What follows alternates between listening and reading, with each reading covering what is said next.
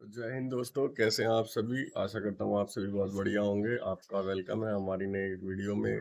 बहुत सारे लोगों का भी एसएससी जीडी में सिलेक्शन होने की कगार पर ही है। उन लोगों का अब मेडिकल के लिए कॉल लेटर आ चुका है। तो बहुत सारे लोगों के कमेंट आ रहे थे कि सर मेडिकल के ऊपर एक वीडियो बनाइए। उन लोगों की आज मैं सारी दिक्कत परेशानियां समस्या दूर करने के लिए वीडियो बना रहा हूँ, और अपने साथ में किट्टू को भी ले रहा हूँ, जो कि एक कंटेस्टेंट के तौर पर होगा, एक कैडेट के तौर पर होगा, जो भर्ती होने के लिए आया है। तो चलिए आप लोगों की मेडिकल के लिए वीडियो बनाते हैं, और जिन लोगों का एसएससी जीडी का फिजिकल वगैरह सब क्लियर होकर अब मेडिकल के लिए, उन लोगों को बहुत बहुत बधाई हो।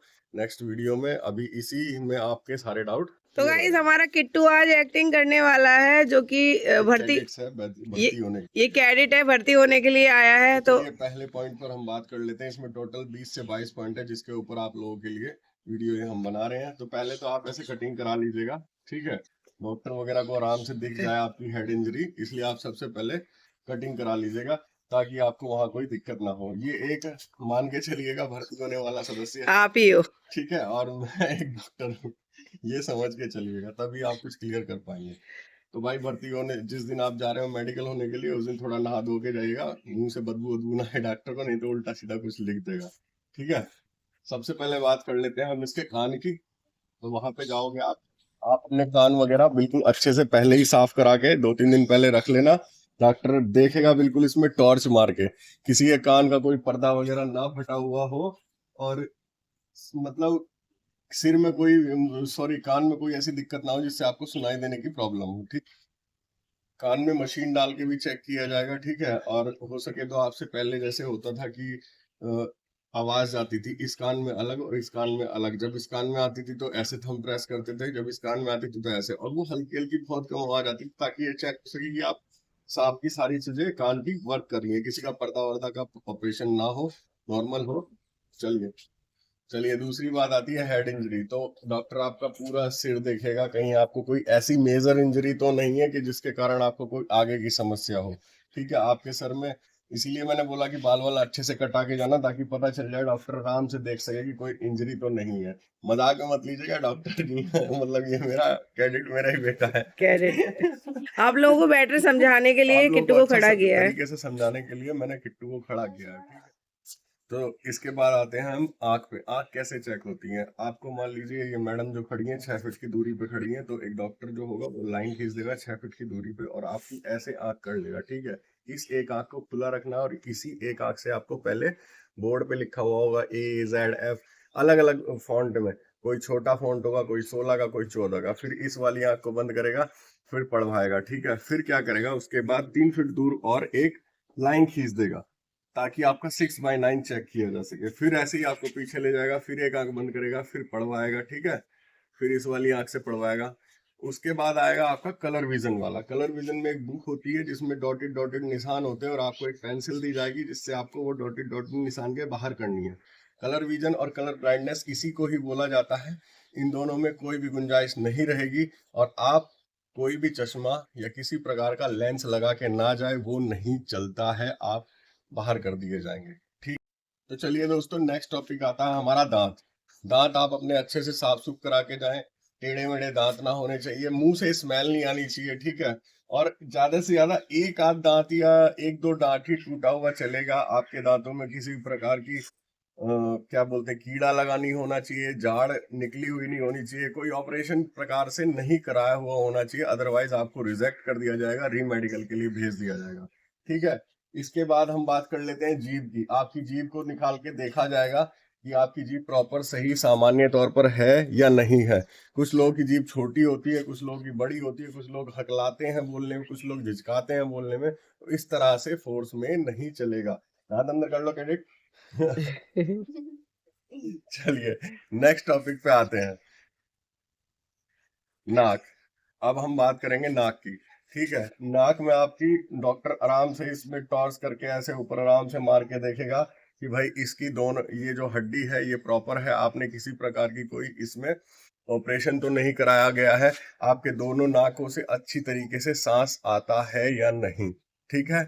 उसके बाद आते हैं हम शोल्डर्स पे।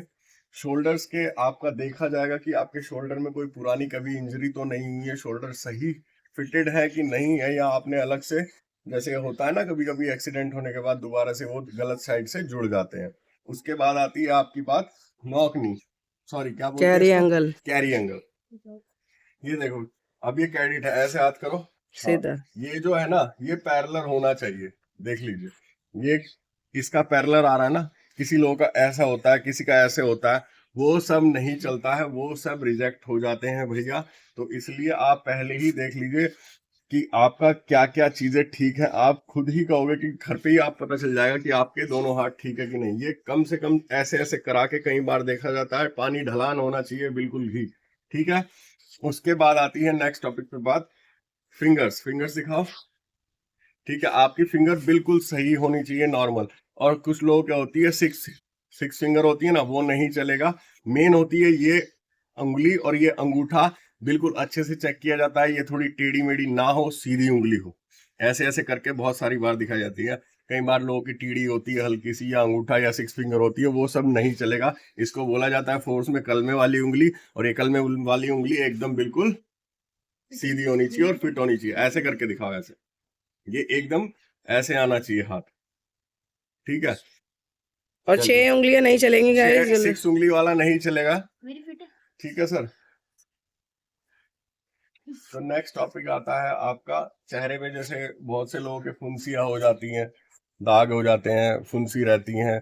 तो ऐसा नहीं है कि फुंसियों से कोई दिक्कत होती है, आपकी ज्यादा फुंसियां फोड़े नहीं हो, मतलब हो भी गए हो, इतने खतरनाक ना हो कि मान लिया आपकी बिल्कुल खाल निकल गई है, या फिर वहां पे कुछ जख्म हो रखा है।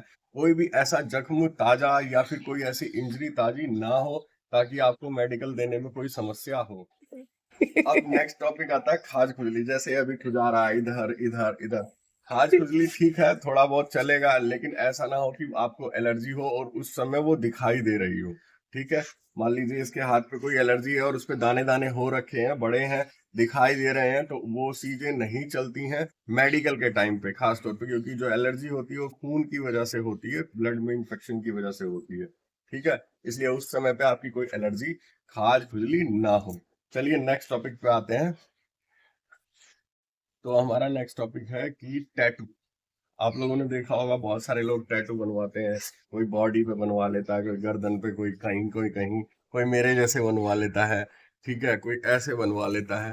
तो ये सब टैटू है, छोटे मोटे टैटू होते हैं। जो ज्यादा बड़े टैटू होते हैं उनकी वजह से शरीर में इन्फेक्शन स्किन का हो जाता है, जिसके चलते फोर्स में उनको नहीं लिया जाता। कुछ नियम होते हैं कि आप इस टाइप के टैटू ना बनाए। ऐसा नहीं है कि आप पूरी बॉडी पे टैटू बना के चला जाए।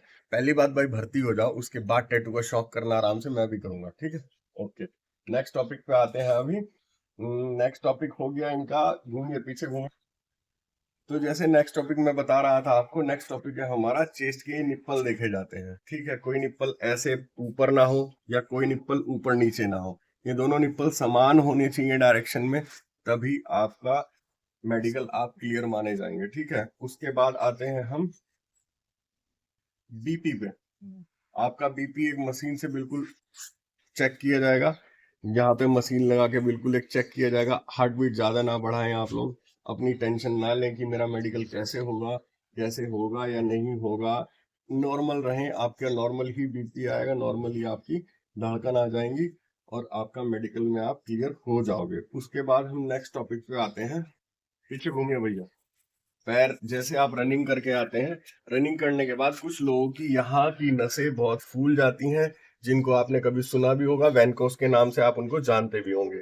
ये नसें आप पहले ही देख लें कि ये ज्यादा फूली ना होनी चाहिए। अब जैसे कि ये है, देखो किट्टू की नसें ये आराम से बैठी हुई हैं।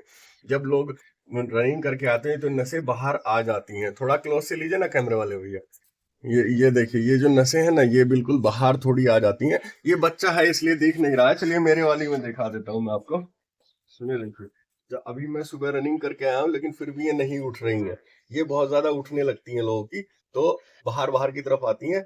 उस टाइप से नहीं होना चाहिए, अदरवाइज आप रिजेक्ट कर दिए जाए। इसके बाद दोस्तों आता है नोकनी। नोकनी आप समझते होंगे, घुटनों का मिलना, ठीक है। फोर्स में घुटनों का मिलना अधिकतर नहीं माना जाता है, और उसकी वजह से कई लोग रिजेक्ट भी होते हैं।